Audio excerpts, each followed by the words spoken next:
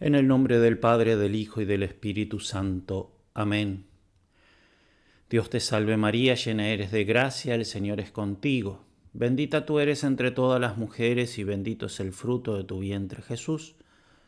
Santa María, Madre de Dios, ruega por nosotros pecadores, ahora y en la hora de nuestra muerte. Amén. Ave María Purísima, sin pecado concebida. En el nombre del Padre, del Hijo y del Espíritu Santo. Amén. Bien, con este video vamos a terminar toda la serie de videos que hablábamos sobre las derivaciones de la encarnación. Entre algunas, entre otras, hemos visto lo que implica nuestro conocimiento de la naturaleza divina al conocer la encarnación, la misma naturaleza de Cristo al conocer la encarnación, la naturaleza de la Iglesia, la naturaleza de los sacramentos, la naturaleza de la Biblia, lo que corresponde a la virginidad de la Virgen. Bien, hemos visto muchísimas derivaciones del misterio de la encarnación y para finalizar estas derivaciones vemos las derivaciones de la encarnación respecto a la realidad temporal. Bien, es un hecho que la encarnación transformó la cultura.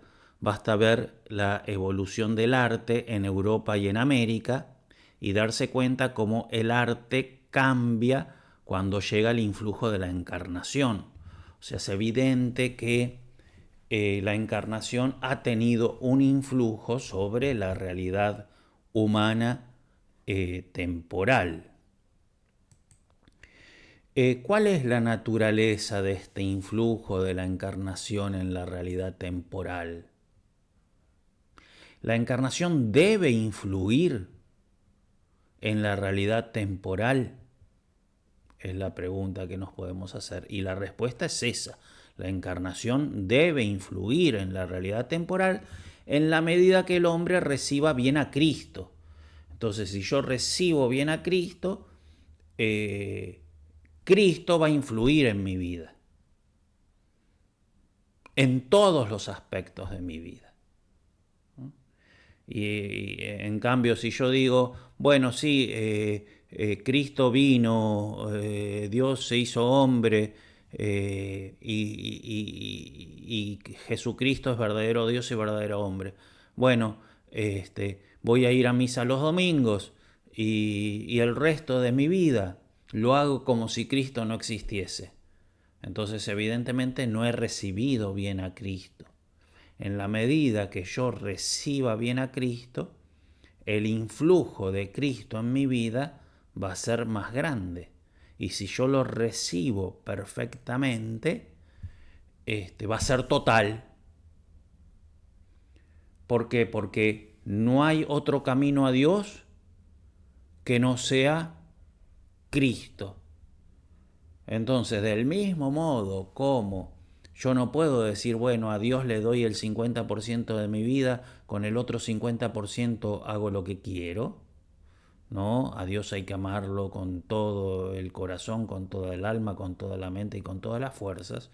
En esa medida, tengo que subordinar mi vida a Cristo.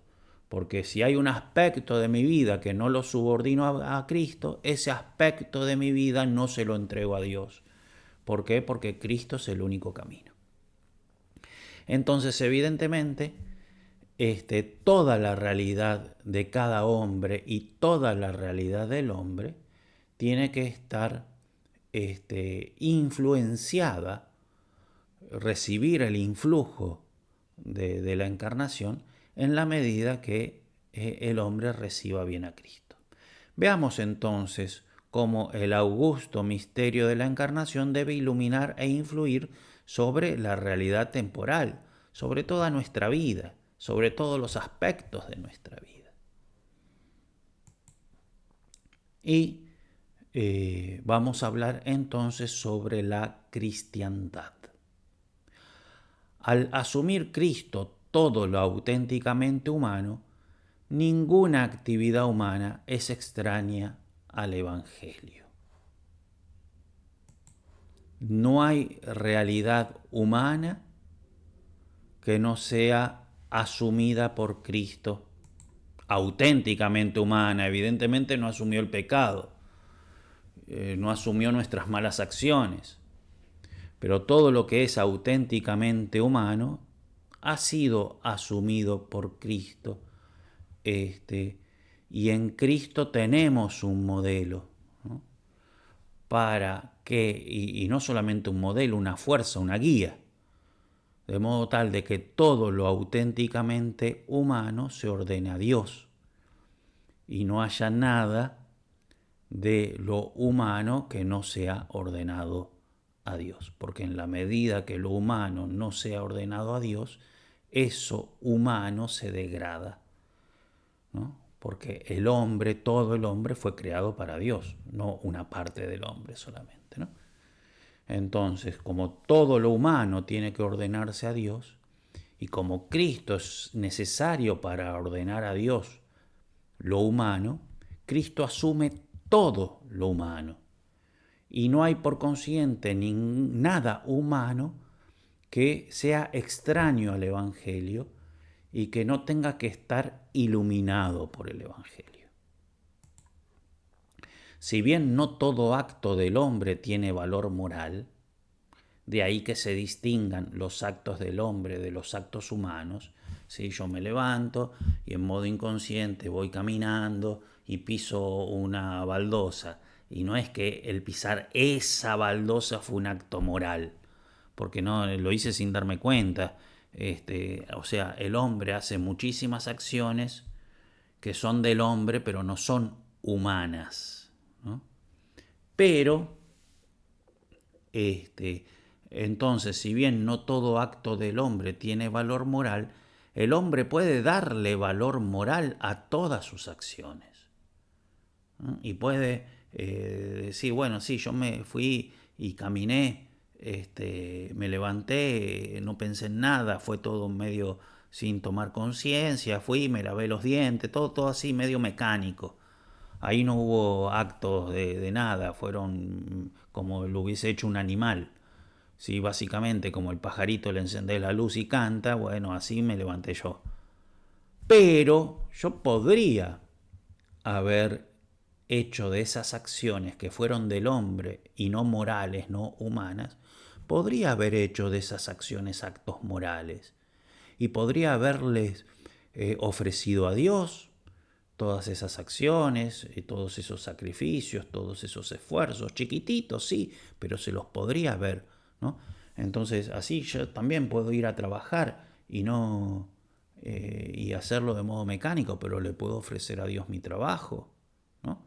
Entonces, todas las acciones del hombre pueden adquirir moralidad. Y de ahí se sigue que no hay ámbito del obrar humano que no pueda estar influenciado con el pecado, ¿no? Porque yo puedo hacer una acción como rebeldía de Dios, o puedo levantarme y hacer todas esas acciones e ir a trabajar para conseguir plata, comprar un arma y robar un banco, ¿sí? O sea, o puedo ir a trabajar pues, para que todo el mundo me admire y ser orgulloso y buscarme a mí mismo, o puedo, ¿no? O sea, no hay ámbito del obrar humano que no pueda, como el hombre puede hacer de todas sus acciones, acciones morales, no hay ámbito del obrar humano que no pueda estar influenciado por el pecado y que no tenga que estar influenciado, guiado y embuido por el Evangelio. ¿Sí? Entonces, claro que la matemática es una ciencia que diversa, no es teología, no es, son cosas exactas todo. Pero yo puedo ordenar mi estudio matemático a unirme con Dios, o lo puedo hacer por orgullo, o lo puedo hacer para oprimir a una persona, o lo puedo hacer. No hay actividad humana, por más que tenga una cierta independencia con la religiosidad de la persona, no hay actividad humana que no pueda estar moralizada, que no pueda estar influenciada, sea por el pecado, desordenada, y que no deba, por consiguiente, estar ordenada a Dios, ¿no? Porque si bien la matemática no tiene nada que ver con la teología o con la espiritualidad, yo puedo hacer mi matemática, o sea, mi trabajo de matemática, mi estudio de matemática, lo puedo hacer independiente de Dios y decir, no, esto lo hago por mí, a Dios no se lo quiero regalar, cometiendo de ese modo un pecado, un desorden, o lo puedo ofrecer, ¿no? Entonces toda actividad humana puede alcanzar una dimensión moral, y debe alcanzarla para ofrecerla a Dios. Y todo ámbito del obrar humano puede estar influenciado o puede tener valor moral. De ahí que todo ámbito de la vida del hombre tenga que estar evangelizado. Tenga que estar evangelizado. Esto trae como consecuencia que al transmitir a Cristo a los hombres, la Iglesia eleva incluso su condición humana. Cuando la Iglesia evangeliza a un matemático, hace de que las matemáticas sean un regalo para Dios, porque ese hombre evangelizado va a hacer su trabajo de matemático y se lo va a regalar a Dios. Y el artista y todos, ¿no? De modo tal de que cuando la Iglesia transmite a Cristo a los hombres, la Iglesia eleva todos los aspectos humanos. Con una verdadera evangelización, todos los ámbitos del obrar humano se hacen propicios para elevar al hombre a Dios. Porque cuando yo realmente doy a Cristo a los hombres alaban a Dios y se unen a Cristo en todas las actividades que hacen. Entonces todo lo humano es elevado. De ahí que quien evangeliza también se civiliza. Quien lleva el evangelio eleva la civilización, eleva la cultura. Bien. En su misión evangelizadora, la Iglesia trabaja en pro de una verdadera civilización. Colabora para que prevalezca en el mundo un auténtico sentido del hombre, no encerrado en un estrecho antropocentrismo, sino abierto hacia Dios. Bien, entonces la Iglesia, cuando evangeliza y da a Cristo, como el hombre tiene que donarse totalmente a Cristo, porque se tiene que donar totalmente a Dios, y Cristo es el camino para unirse a Dios, cuando la Iglesia lleva a Cristo a los hombres, transforma absolutamente todas las actividades del hombre, las eleva, las hace que todas las actividades del hombre sirvan para seguir a Cristo y sirvan para unirse a Dios. E insisto, si una sociedad o una persona dice, no, estas actividades, no, con estas actividades van a ser neutras, no voy a seguir a Cristo, las uso solamente para mí, eso no se lo estoy dando a Dios. Y entonces no le estoy dando a Dios toda mi vida, sino una parte. Y esa otra parte que no le doy a Dios y no le doy a Cristo y no dejo que esa otra parte esté evangelizada, esa otra parte como se separa de Cristo, se separa de Dios porque no se la dono. Y como de Dios viene todo bien, necesariamente esas partes de mi vida, esas partes de la sociedad, esos ámbitos, necesariamente se van a ir degradando y yendo hacia el pecado. ¿Por qué? Porque si se alejan de Dios, se alejan del bien y van al mal. Bien, esta civilización nacida al abrigo de la fe en la encarnación implica que todo el conjunto de realidades humanas que constituyen esta civilización implica todo el conjunto de realidades humanas que constituyen la cultura. Entonces, dentro de esta civilización, dentro de esta civilización evangelizada, entra todas las dimensiones del hombre. Entra el arte, entra la educación, entra la política, entra la economía, el orden social, el desarrollo, la paz, la globalización, todo, todo, todo, todo, todo.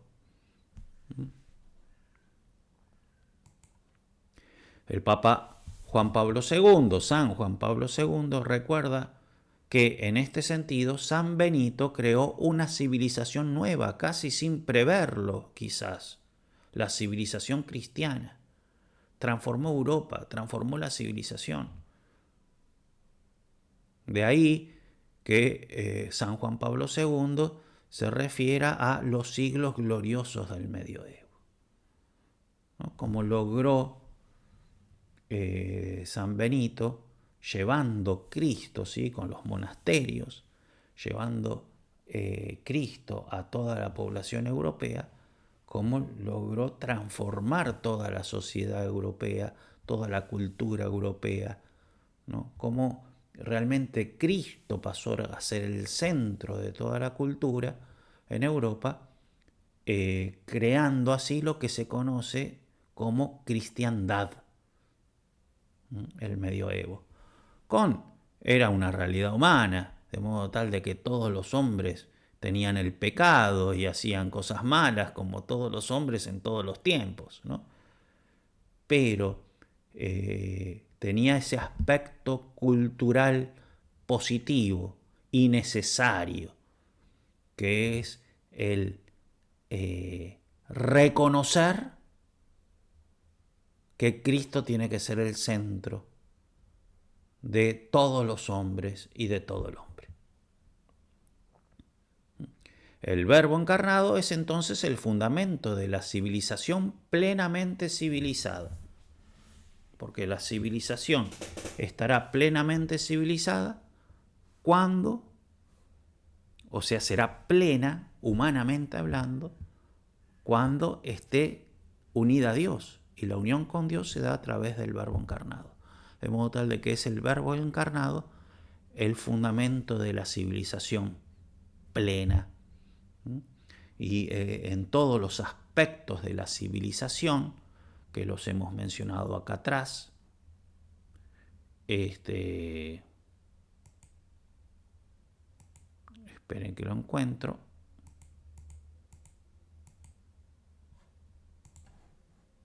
Arte, educación, política, economía, orden social, ¿sí? Todos los aspectos de la civilización están imbuidos por Cristo. Es ahí cuando se da la civilización más perfecta. Y por consiguiente, la civilización alcanza su perfección y es perfecta cuando en su fundamento está el Verbo encarnado. Por eso, trabajar para la cristiandad es trabajar para que se den los frutos de la encarnación. Porque Cristo vino a transformar todo el hombre, a unir todo el hombre a Dios. Eso se da cuando la gente va a misa todos los domingos y después el resto de la semana no piensa para nada en Cristo y obra independientemente de Cristo porque reserva a Cristo al plano de la conciencia privado. No, porque si hace así hay muchas cosas que no le está dando a Cristo y no le está dando a Dios. Entonces, trabajar para que se cumpla los fines de la encarnación es trabajar para que Cristo llegue a todo. Y entonces es trabajar para la cristiandad. Trabajar para la cristiandad es trabajar para que se den los frutos de la encarnación. Es cumplir con el primer mandamiento de la ley de Dios. ¿Sí? Amar a Dios con todo tu corazón, con toda tu alma, con toda tu mente y con todas tus fuerzas. Y eso se da solamente en la cristiandad, Porque si decimos, no, bueno, somos cada uno privado, es cristiano, pero después cuando nos juntamos en el colegio, cuando nos juntamos en el club o cuando nos juntamos en la política, Cristo no está mencionado para nada y Dios tampoco, ¿no? Entonces no amamos a Dios con todas las fuerzas. Entonces trabajar para que se dé la cristiandad es trabajar para que se cumpla el primer mandamiento de la ley de Dios. Y también trabajar para que se dé la cristiandad es trabajar nosotros para cumplir el cuarto mandamiento, que implica el amor a nuestros padres y también el amor a nuestra patria. Porque nuestra patria será más buena en la medida que sea cristiana, que se guíe Cristo, que Cristo la guíe. Entonces, trabajar por la cristiandad implica trabajar para la plenitud de la encarnación, para que se den todos los efectos de la encarnación. Trabajar para la cristiandad significa trabajar para cumplir el primer mandamiento. Y trabajar para la cristiandad significa trabajar para cumplir el cuarto nosotros personalmente. ¿Sí? De modo tal de que quien no trabaja para la cristiandad ya se niega en cumplir perfectamente esas tres cosas. Bien, ¿y cómo realiza la Iglesia esta acción, ¿no? De trabajar para la cristiandad, de evangelizar, de llevar a Cristo a todas las realidades del hombre? Ordenando toda la vida humana hacia Dios. Es así de sencillo. Entonces, ordenando hacia Dios la educación, ordenando hacia Dios el arte, ordenando hacia Dios la recreación, ordenando hacia a Dios la ciencia, ordenando hacia Dios la economía, ordenando hacia Dios todo. Insisto, lo que no esté ordenado hacia Dios, se aleja de Dios, va hacia el mal y cae en el pecado.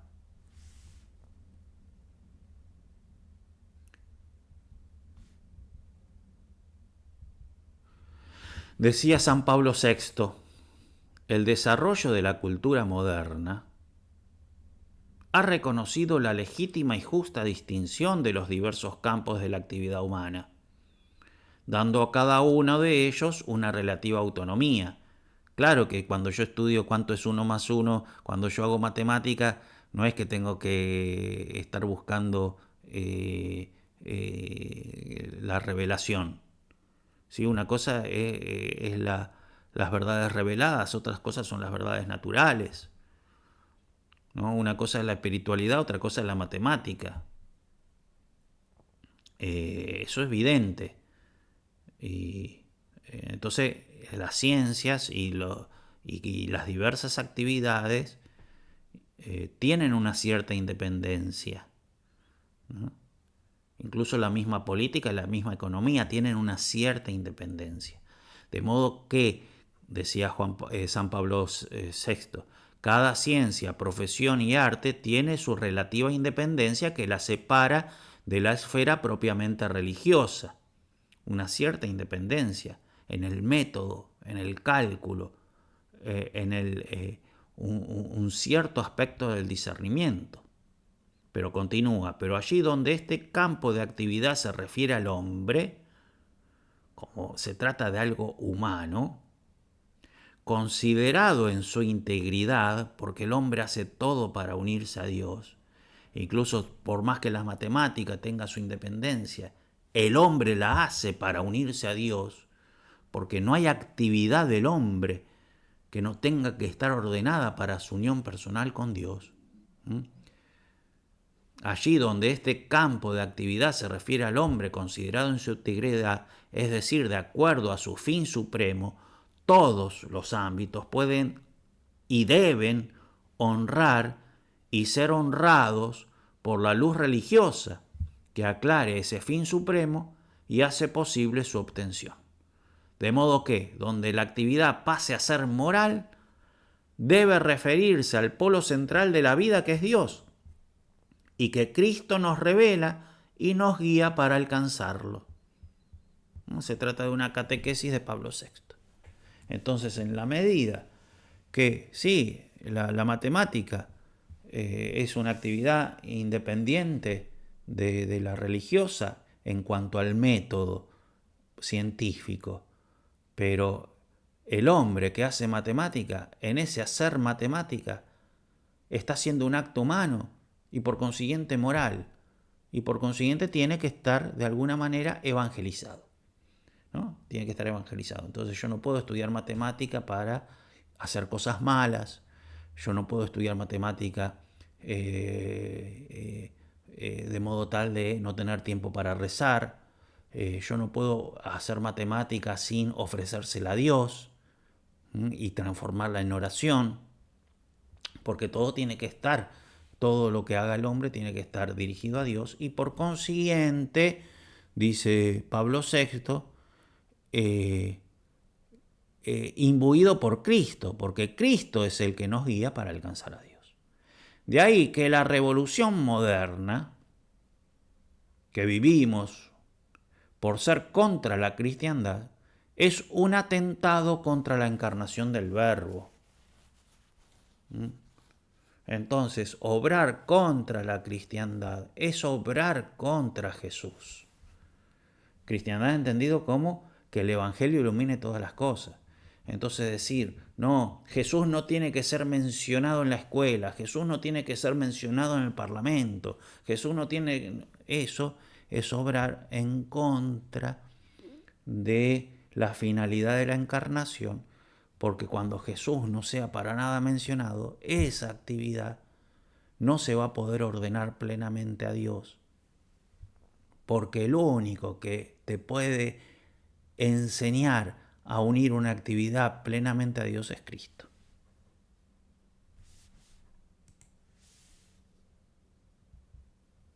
No trabajar por la cristiandad es, en cierto modo, una apostasía contra la fe. Los cristianos deben ser el alma de la sociedad, no porque la iglesia busque el poder, sino porque la iglesia debe trabajar para que todo el hombre se ordene a Dios. En este trabajo de evangelización de la sociedad tiene una función insustituible los laicos, porque no va a estar el cura en el laboratorio de matemática o de química. Evidentemente los laicos tienen una función absolutamente insustituible. Afirma el documento de Puebla que permanece válido en el orden pastoral el principio de encarnación formulado por San Ireneo. Lo que no es asumido no es redimido. Entonces los que están en contra de la cristiandad no se dan cuenta que si el Estado no se asume en Cristo, no es redimido. Que la sociedad que no asuma a Cristo no es redimida. Bien, esa doctrina es corroborada por el mismo documento de Puebla en otros lugares. Por ejemplo, dice, nuevamente la Iglesia se enfrenta con el problema. Lo que no asume en Cristo no es redimido y se constituye en un ídolo nuevo con malicia vieja. Y no solo es un principio de San Ireneo, sino también del Concilio Vaticano II, que enseña explícitamente: los santos padres proclaman constantemente que lo que no ha sido asumido por Cristo no ha sido sanado. Podemos decir, y esto me gusta encararlo también así, podemos decir que la guerra entre Cristo y el diablo es universal. Cristo y el diablo se oponen, ¿no? Y entonces, pero es tan universal que no puede haber un ámbito en donde la guerra entre Cristo y el diablo no esté presente. No puede haber. No es que Cristo y el diablo diga, bueno, está bien el club, no me meto. El diablo quiere meterse en todas partes. Y así no va a querer meterse en todas partes. Quiere reventar todo, quiere meterse en todas partes. Y el único modo de defenderse del diablo es con la ayuda de Cristo. De modo tal de que donde no entre Cristo va a entrar el diablo. Y no es que hagan zonas neutrales de pacto de no agresión, ¿no? Entonces, si la Cámara de Diputados no entra Cristo, entró el diablo. Es así. En la Lumen Gentium se enseña que, bueno, entonces la labor de los laicos, ¿no? Y en la Lumen Gentium, sobre los laicos se dice: pertenece por propia vocación buscar a los laicos el reino de Dios, tratando y ordenando según Dios los asuntos temporales. Les corresponde iluminar y organizar todos los asuntos temporales según el Espíritu de Jesucristo. Por eso la función del laico es absolutamente súper necesaria en la evangelización y por consiguiente absolutamente súper necesaria en el cumplimiento de las finalidades de la encarnación. En el número 36 se les recuerda que en cualquier asunto temporal deben guiarse por la conciencia cristiana, ya que ninguna actividad humana, ni siquiera en el orden temporal, puede sustraerse al imperio de Dios. Es decir, que la totalidad de la vida temporal e incluso estatal debe subordinarse a la vida sobrenatural, y eso es cristiandad. En la Gaudium et Spes 43 se enseña que a la conciencia bien formada del seglar toca lograr que la ley divina quede grabada en la ciudad de Rennes. Podríamos meter millones de citas, ¿no?, del magisterio. Asimismo, en el decreto Dignitatis Humanae, deja el concilio íntegra la doctrina tradicional católica acerca del deber moral de los hombres y de las sociedades para con la verdadera religión y la única Iglesia de Cristo. También en otro lugar, el Concilio Vaticano II, la obra redentora de Cristo, aunque de suyo se refiere a la salvación de los hombres, se propone también la restauración de todo el orden temporal, porque el hombre se salva con las acciones que hace en su vida, ¿no? Entonces, por más que la Iglesia quiere salvar a los hombres, tiene que ordenar las acciones que los hombres hacen en su vida a Dios. Y los hombres hacen acciones en su vida no solamente cuando van a la iglesia, sino mucho más cuando están en el trabajo, cuando están en la recreación, cuando están en la familia. Por eso hay que impregnar y perfeccionar todo el orden temporal con el espíritu evangélico. El seglar, que es al mismo tiempo fiel y ciudadano, debe guiarse en uno y en otro orden siempre y solamente por su conciencia cristiana. Recordemos las palabras de San Juan Pablo II en el inicio de su pontificado: no temáis, abrid más todavía, abrid de par en par las puertas a Cristo, abrid a su potestad salvadora las puertas de los estados, los sistemas económicos y políticos, los extensos campos de la cultura, de la civilización y del desarrollo. En la asamblea de la FAO, el Papa San Juan Pablo II recordó que toda actividad técnica y económica, al igual que toda opción política, implica en último análisis un problema de moral y de justicia. Tiene que estar evangelizado. No os contentéis con ese mundo más humano, haced un mundo explícitamente más divino, más según Dios, regido por la fe. Porque lo humano, si no se une a Dios, no es buen humano. La revolución moderna, por ser contra la cristiandad, es un atentado contra la encarnación del Verbo, y quien no está por la cristiandad está en contra de ella. Decía San Juan Pablo II, se registran varias formas de antievangelización. Una aceptación progresiva de las opiniones erróneas del laicismo y del inmanentismo social y político. Es una forma de antievangelización, es una forma anticristiana el laicismo y el inmanentismo social y político. Es decir, que todo lo social y lo político tiene que mirar solamente a lo terreno y no tener valor trascendente. Ya advertía hace décadas el Papa Pío XII, Pío XII, el enemigo, el diablo, se ha preparado y se prepara para que Cristo sea un extraño en la universidad, en la escuela, en la familia, en la administración de la justicia, en la actividad legislativa, en la inteligencia entre los pueblos, allí donde se determina la paz o la guerra. Es propio del diablo hacer que Cristo esté ausente de esos ámbitos. Este enemigo está corrompiendo el mundo con una prensa y con espectáculos que matan el pudor de los jóvenes, en los jóvenes y en las doncellas, y destruye el amor entre los esposos, como va alejando Cristo de todos los ámbitos, por ejemplo, de la misma diversión. Tiene que haber una sana diversión y que la actividad recreativa se ordene a Dios. No quiere decir estar rezando mientras estoy jugando a la pelota, pero lo que quiere decir es que esa actividad recreativa se la ofrezco a Dios y se la regalo a Dios. Y lo hago subordinándolo a la voluntad divina. Bueno, el laicismo te niega todo eso.